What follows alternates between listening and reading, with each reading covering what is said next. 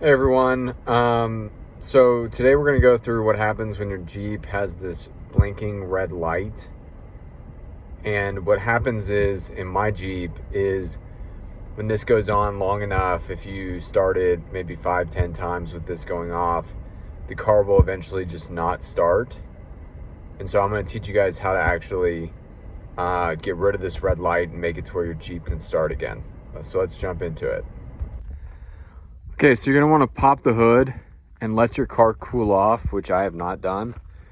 And then locate the fuse box, which is right here on the left-hand side. Go ahead and open that up.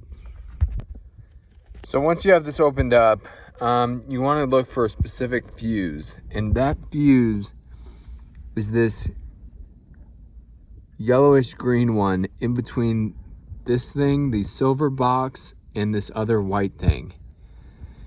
And what you want to do is you want to pull that out, and then you want to wait 30 seconds and then put it back in. Okay, and what that will do is reset the electronic system in your Jeep to get it working properly again.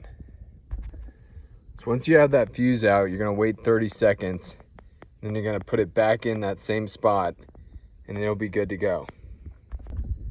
Now, I use these fuse clippers, but a pair of pliers will work just fine. And so as you can see, I got it back in there. Oh, hold on.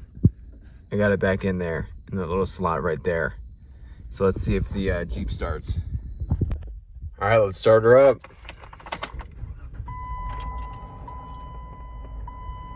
As you can tell, the red blinking light is now off and the car starts. I hope this was helpful for you and your Jeep Wrangler. If you have any questions, put them in the comments below. Don't forget to like and subscribe. Thanks.